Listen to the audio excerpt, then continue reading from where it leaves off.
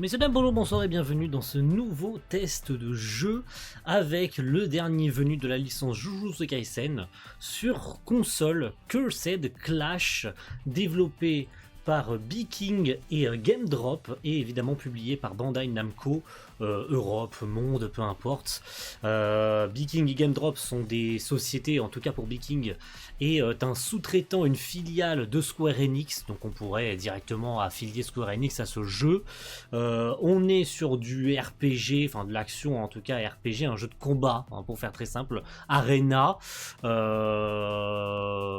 ressemblant trait pour trait quasiment au niveau de la DA à la série animée et sa première saison, puisque l'histoire va retracer à peu près la première saison de la série animée, et c'est à peu près tout pour les points positifs. Voilà.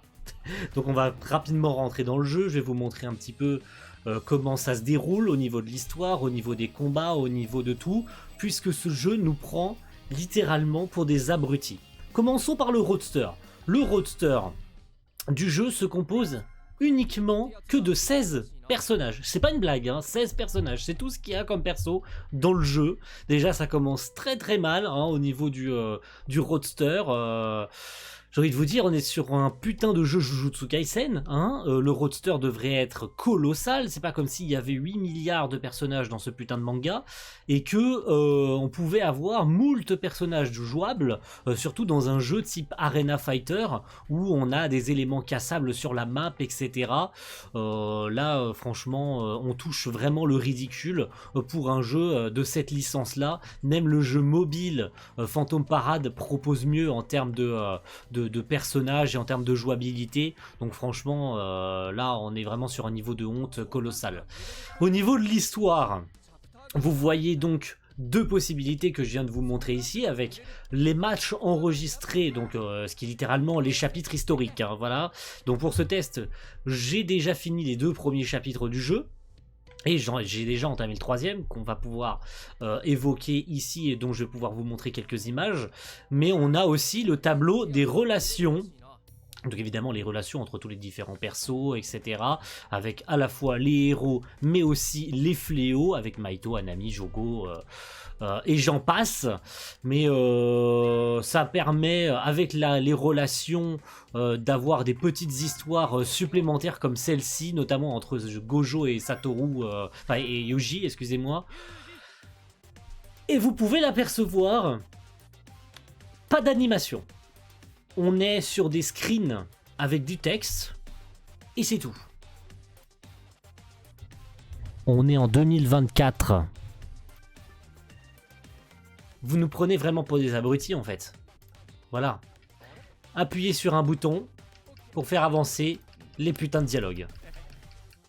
Je crois qu'ils sont bons copains avec CyberConnect 2, Square Enix là, et les équipes de Peking là. N'est-ce pas? Hein? Vous aimez bien, hein? C'est drôle, hein? On appuie sur un bouton. Allez, je vous épargne le reste. Hein. Alors, au niveau de l'histoire... c'est des chapitres tout ce qu'il y a de plus classique. On a du blabla avec essentiellement des putains de screens, de l'animé. Parce que oui, c'est vraiment trop dur de faire de simples petites animations 2D ou 3D pour retracer l'histoire ou les moments clés. Non, non, non. On prend simplement des screens de l'animé comme ce que vous avez pu voir à l'instant. Et puis, on met du texte. Et puis voilà, mode flemmard. On n'en a rien à battre de toute façon. Les gens vont payer notre jeu 60 balles. Parce que ce jeu est à 60 balles. Parce que oui, tant qu'à enculer les gens, autant mettre le jeu à 60 €. Et au niveau des combats, parce que vous allez pouvoir le voir, là, on va jouer Nanami. Hein, évidemment, vous reconnaissez très rapidement cet arc, avec la toute première rencontre avec Nanami, hein. Les combats...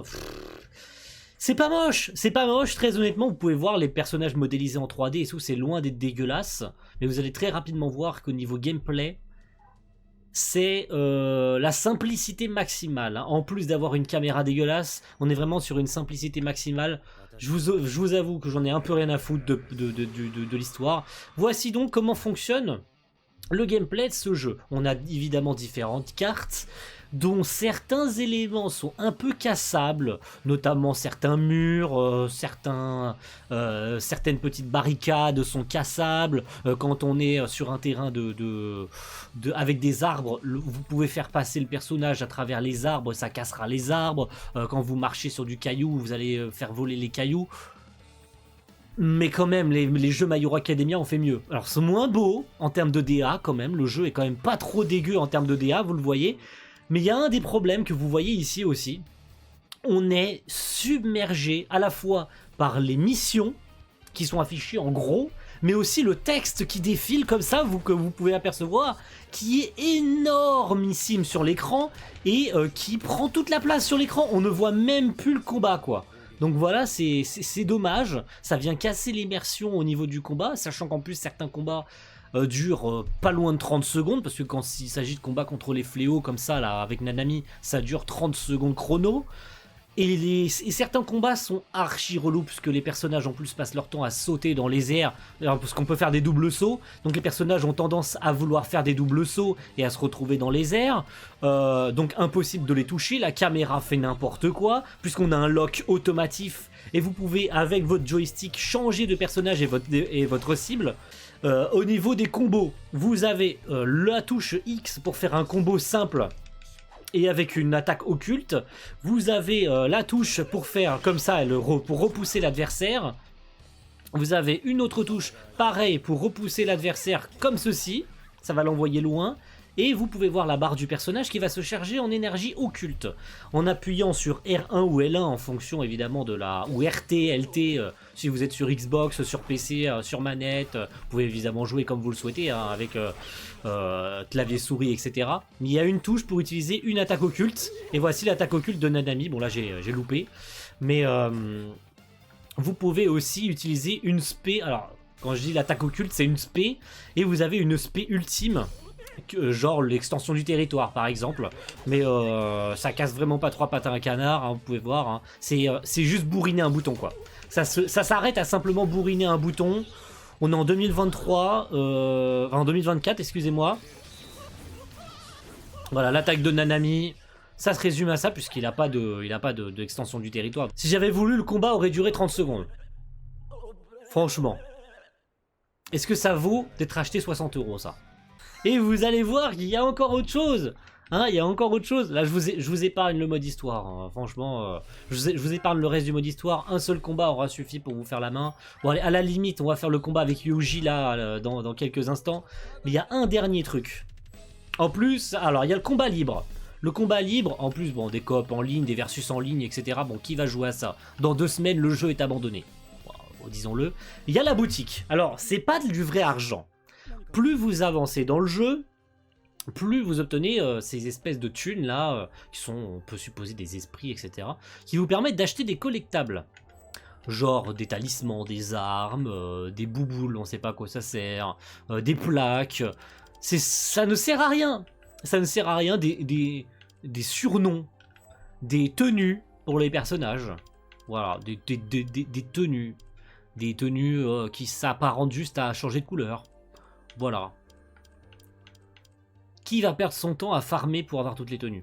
Dites-moi dites-moi qui. Les poses des personnages. Alors au niveau du roadster, vous pouvez le voir ici d'ailleurs, c'est très très bien, hein, que je sois sur ce truc là. On a tout le roadster, donc Yuji, Sukuna, Megumi, Nobara, Gojo, avec son extension du territoire d'ailleurs qui prend au moins 10 secondes à s'activer. C'est une horreur à activer son extension du territoire. On a Maki, on a Suguru, on a Yuta, ce qui est quand même pas trop mal, hein. Yuta quand même est un bon personnage. On a Todo, on a Nanami, on a Panda, on a Toge, on a Maito, on a Jogo, on a Anami et on a Eso et Kechizu qui sont donc les 2 frères fléaux. Et puis c'est tout. Voilà, c'est terminé, c'est ça le roadster du jeu. Vous savez pourquoi? Vous savez très bien pourquoi ce jeu existe. Pour faire cracher des DLC. Oui, le roadster est à 16 personnages, mais il va s'affiner au fil du temps. On se doute bien qu'ils vont sortir des putains de DLC et te faire payer des personnages en plus. Genre, je sais pas moi, d'autres fléaux, ou d'autres persos qui sortent un peu plus tard, ou des mises à jour des personnages avec des attaques différentes, comme ils le font chez Naruto, ou chez n'importe quel, je sais pas, n'importe quel jeu, chez les One Piece aussi, hein, ils l'ont fait chez les Pirate Warriors par exemple, ou un nouvel opus, il y a 800 milliards de versions de Luffy, ou comme les Dragon Ball, où tu as 11 versions de Goku, 13 versions de Vegeta, etc. Il y a de grandes chances qu'on ait 3 versions de Gojo qui sortent d'ici les prochains mois ou les prochaines années. Bon, je vous épargne aussi la galerie qui vous montre le nombre de jeux, le nombre d'heures totales que vous avez joué au jeu. Le mode histoire en vrai de vrai, puisqu'on n'arrive même pas à Shibuya. C'est dire à quel point c'est une honte qu'on n'arrive même pas à Shibuya alors que le jeu sort après la saison 2 de l'animé, qui va au-delà de Shibuya, enfin qui adapte jusqu'à Shibuya. Le jeu vidéo ne va même pas jusque là. Je sais, c'est déjà arrivé, genre avec le dernier Demon Slayer et tout qui va pas jusqu'au bout, ou le fameux Dai no Daiboken Infinity Strash qui lui non plus ne va pas jusqu'au bout. On dirait que c'est quand même trop courant là, ce genre de jeu de mi-saison là où on veut te faire cracher le maximum de thunes pour en sortir un deuxième ou un troisième, comme le dernier Naruto Storm Connection, qui est pareil, un jeu inter avant un futur Storm 5, genre on te le fait vraiment payer plein pot pour rien, alors que ça n'a aucun intérêt. À un moment donné, les gars, si un jeu mobile fait mieux qu'un jeu console, où est-ce qu'on est là? Qui les développeurs chinois font mieux que les japonais, quoi. À un moment donné, alors je sais, ils ont des directives à suivre, ils ont des budgets et tout, mais pour nous sortir ça... Mais n'achetez pas ça, n'achetez pas ça. Si vous l'avez acheté, faites-vous rembourser immédiatement. Si vous avez acheté le jeu sur console, faites-le vous rembourser. Et sur PC, faites-vous rembourser sur Steam. Ça ne vaut pas la peine de s'attarder dessus en fait. Vraiment.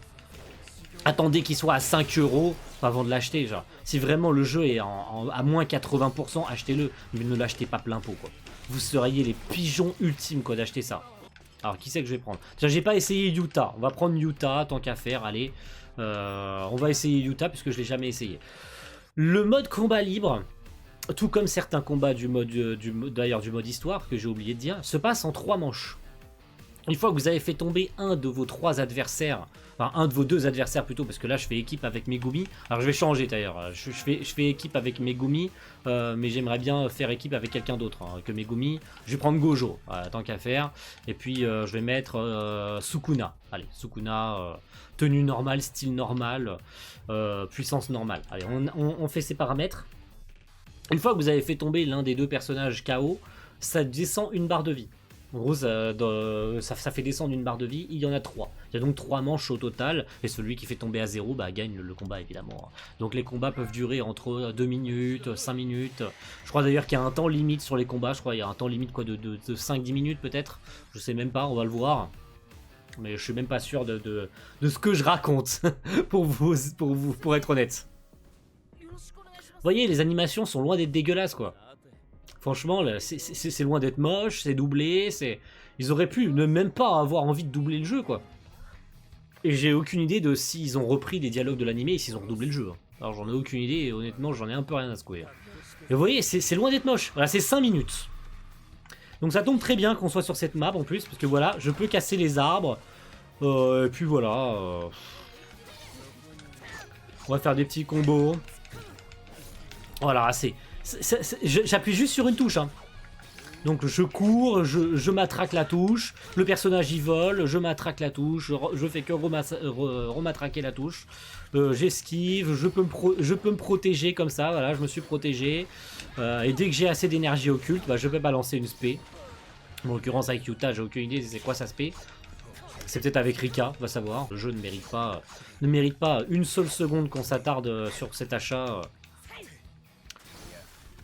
Et c'est dommage parce que je pense qu'il y avait beaucoup d'attentes sur le premier jeu console de la licence. Je pense qu'il y avait beaucoup d'attentes.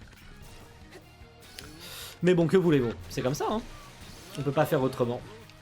Bref, je vous laisse sur ça. Je vous conseille d'aller regarder d'autres tests. Parce que le mien n'est pas forcément le meilleur pour vous faire un avis sur ce jeu. N'hésitez pas à aller y jeter un oeil. À droite, à gauche. Que ce soit les tests de professionnels ou autres. Ah oui, on peut faire des combos aussi. C'est vrai, j'avais oublié qu'on peut faire des combos. Ouais, vous en avez un exemple.